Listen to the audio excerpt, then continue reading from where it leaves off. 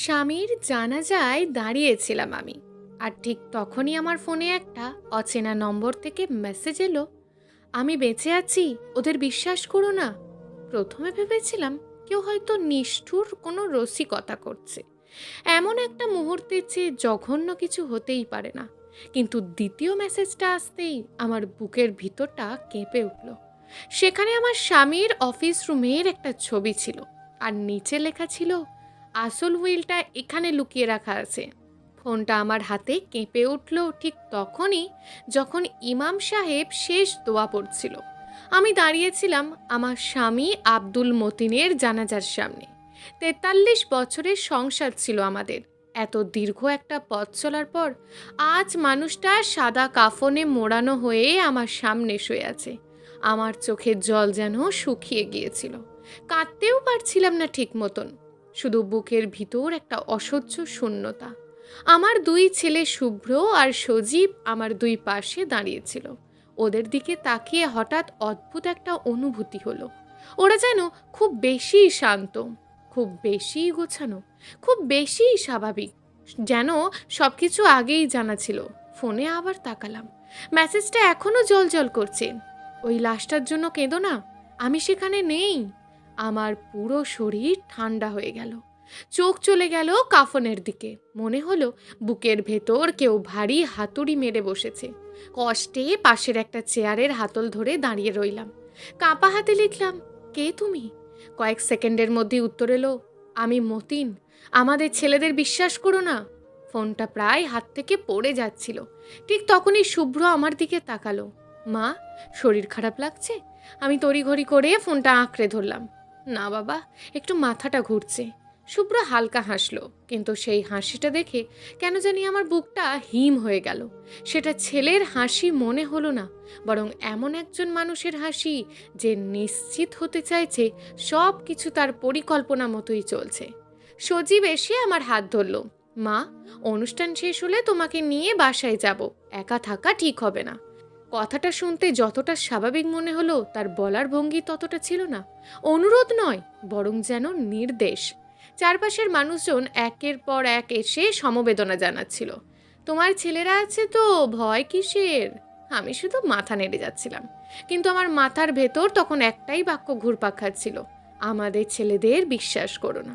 সবাই বলছে আব্দুল মতিন হঠাৎ হার্ট অ্যাটাকে মারা গেছেন, রাতে নিজের অফিসে বসে কাজ করার সময় নাকি এই ঘটনাটা ঘটে।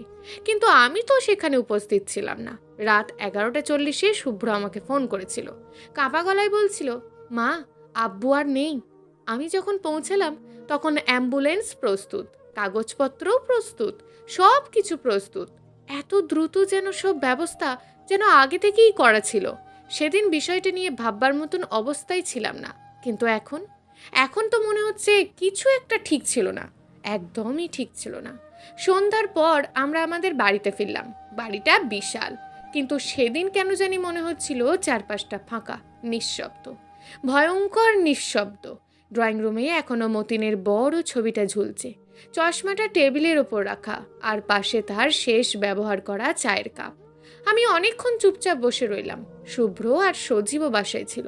ওরা বারবার ফোন করছিল, কখনো নিচু গলায় কথা বলছিল, কখনো ড্রয়ার খুলছিল, কখনো কাগজপত্র খুঁজছিল।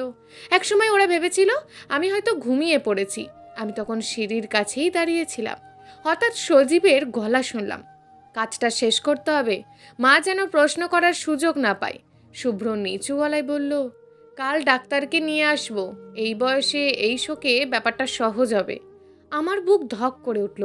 পুরো কথোপকথন বুঝিনি, কিন্তু এতটুকু বুঝেছি ওরা কিছু একটা লুকাচ্ছে। অনেক রাত পর্যন্ত অপেক্ষা করলাম। শেষমেশ ওরা যখন চলে গেল, আমি দরজা বন্ধ করে সোজা মতিনের স্টাডি রুমে উঠে গেলাম। রুমটাতে ঢুকতেই বুকটা মোচড় দিয়ে উঠল। এখানেই সে ঘন্টার পর ঘন্টা বসে কাজ করত, এখানেই বসে চা খেত, এখানেই আমাদের ভবিষ্যৎ নিয়ে পরিকল্পনা করত। ফোনটা আবারও কেঁপে উঠল। একটা ছবি, মতিনের ডেস্কের ছবি। ডেস্কের নিচের বাঁ দিকের কোণ লাল বৃত্ত দিয়ে চিহ্নিত, নিচে লেখা, বাঁ দিকের কোণাটা চাপ দাও, ওদের সামনে কিছু খুলো না। আমি হাঁটু গেড়ে বসলাম, হাত কাঁপছিল, তবুও নির্দেশ মতো চাপ দিলাম। টুক করে একটা শব্দ হলো, তারপর ধীরে ধীরে খুলে গেল একটা গোপন খোপ। ভিতরে কোনো টাকা ছিল না, কোনো গয়না ছিল না, ছিল একটা খাম, একটা পেন ড্রাইভ আর আমার নামে লেখা একটা হলুদ খাম। আমি খামটা খুললাম। প্রথম লাইনটা পড়েই চোখ ঝাপসা হয়ে গেল। প্রিয় নাসরিন। এটা মতিনের হাতে লেখা। আমি শতবার দেখলেও চিনতে পারবো। চোখের জল গড়িয়ে পড়তে লাগলো। কাপা কাপা হাতে পড়তে লাগলাম, যদি তুমি এই চিঠিটা পড়ো তাহলে বুঝবে আমি যা আশঙ্কা করেছিলাম সেটা ঘটতে শুরু করেছে। শুভ্র আর সজীবকে আমি যেমন ভেবেছিলাম তারা আর তেমন নেই। আমি তাদের কথোপকথন শুনেছি। তারা বীমা, ব্যবসার সম্পত্তি নিয়ে আলোচনা করছিল। এমনকি আমি না থাকলে কত দ্রুত তোমাকে ওরা অক্ষম ঘোষণা করা যায় সেটাও জানতে চেয়েছে। আমার নিঃশ্বাস বন্ধ হয়ে আসছিল। চোখের সামনে সব ঝাপসা। তবুও পড়তে লাগলাম। কোনো কাগজে সই করবে না, ওরা যা দেবে তা খাবে না, আর যে হুইল দেখাবে সেটা বিশ্বাস করবে না। আসল হুইল এমন জায়গায় আছে যেটা শুধু তুমি জানবে। ঠিক তখনই নিচে গাড়ির শব্দ পেলাম। চমকে উঠে জানালার দিকে এগোলাম। বাড়ির সামনে একটা গাড়ি এসে থেমেছে। শুভ্র, সজীব আর তাদের সঙ্গে সাদা অ্যাপ্রন পরা একজন লোক। আমার বুক ধকধক করতে লাগলো। ফোনে আবারও মেসেজ এলো, দরজা খুলবে না। নিচে কলিং বেল বাজলো। একবার, দুইবার, তিনবার। মা, আমরা এসেছি, তোমার জন্য খাবার এনেছি। আমি নিঃশব্দে দাঁড়িয়ে রইলাম, কোনো উত্তর দিলাম না। সজীব বলল, মা, ডাক্তার শুধু তোমাকে দেখে যাবে। তার গলায় বিরক্তির ছাপ স্পষ্ট। তারপর শুভ্র বলল, নাসরিন, দরজা খোলো। আমি জমে গেলাম। ও কখনো আমাকে নাম ধরে ডাকেনি, কখনো না। ভয়টা এবার সত্যি আমার হাড়ের ভেতর ঢুকে গেল। আমি দ্রুত নিচের ঘরে গিয়ে সেই ছোট্ট লকারটা খুললাম যেখানে মতিন তার লাইসেন্স করা পিস্তলটা রাখত। আমি অস্ত্র চালাতে জানি না, তবুও হাতে নেওয়ার পর যেন অদ্ভুত একটা সাহস পেলাম।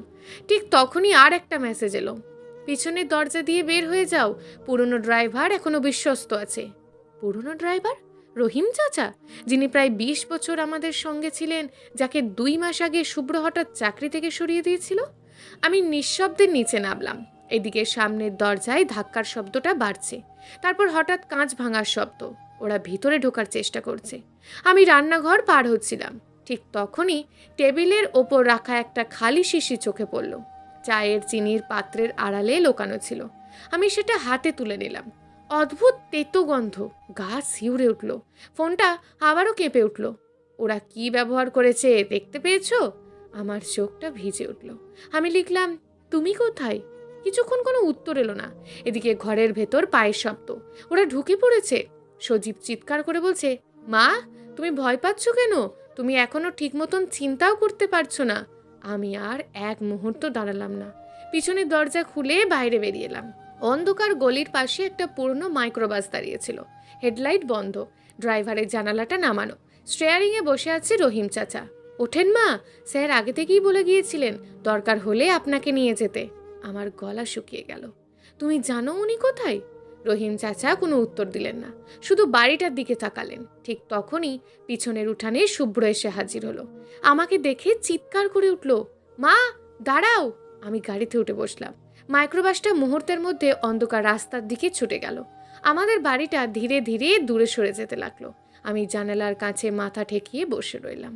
ঠিক তখনই ফোনের শেষবারের মতন একটা মেসেজ এলো, সত্যিটা এখনো তুমি জানো না, আর পরের বার যা জানতে পারবে তা তোমার জীবন আর তোমার ছেলেদের সম্পর্কে সব ধারণা বদলে দেবে। মাইক্রোবাসটা অন্ধকার রাস্তা পেরিয়ে শহরের এক প্রান্তে পুরনো একটা বাড়ির সামনে এসে দাঁড়ালো।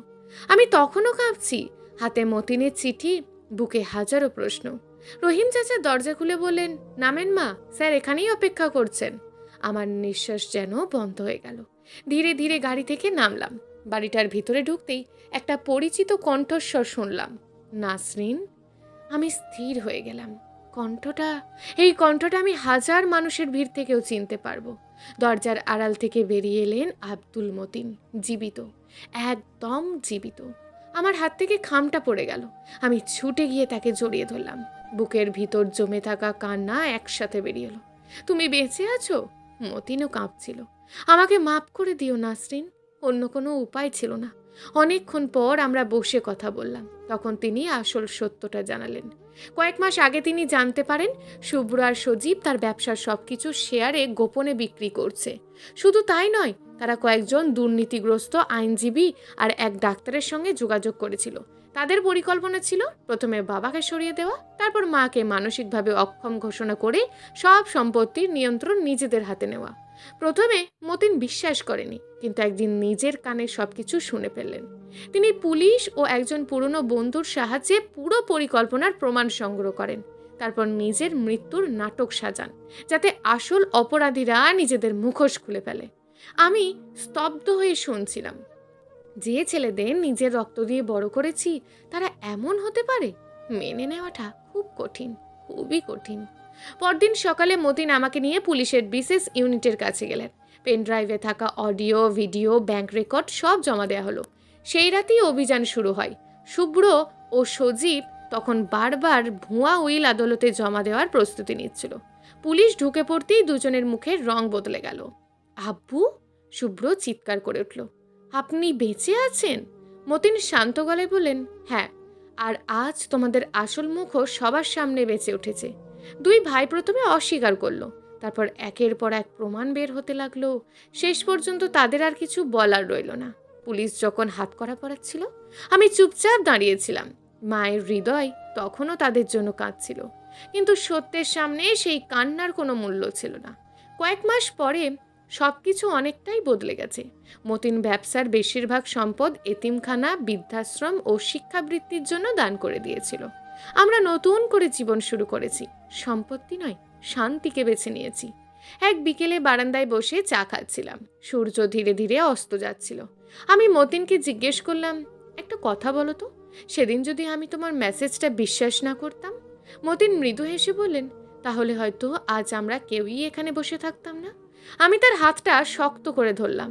জীবনে প্রথমবার বুঝলাম, সবচেয়ে ভয়ঙ্কর শত্রু কখনো কখনো বাইরের কেউ হয় না, সে হতে পারে নিজের ঘরের মানুষও। আর সবচেয়ে বড় সত্যি হলো সত্য। সত্য দেরিতে আসে, কিন্তু একদিন না একদিন ঠিকই আসে। আমি আকাশের দিকে তাকালাম। দীর্ঘদিন পরে বুকের ভিতর শান্তি অনুভব করলাম, কারণ অবশেষে সব রহস্যের পর্দা সরে গেছে, আর আমরা দুজন নতুন জীবনের পথে হাঁটা শুরু করেছি। সমাপ্ত। গল্প অরণ্য, লেখক গল্পঘর। প্রিয় দর্শক বন্ধুরা, আজকের গল্পটি যদি ভালো লেগে থাকে, তাহলে অবশ্যই কমেন্ট বক্সে আপনার মূল্যবান একটি মন্তব্য করে যাবেন। আর আরও নিত্য নতুন গল্প শোনার জন্য অবশ্যই চ্যানেলটিকে সাবস্ক্রাইব করে দেবেন। দেখা হবে পরবর্তী ভিডিওতে। ততক্ষণ ভালো থাকুন, সুস্থ থাকুন, নিজের পরিবারের খেয়াল রাখুন। ধন্যবাদ।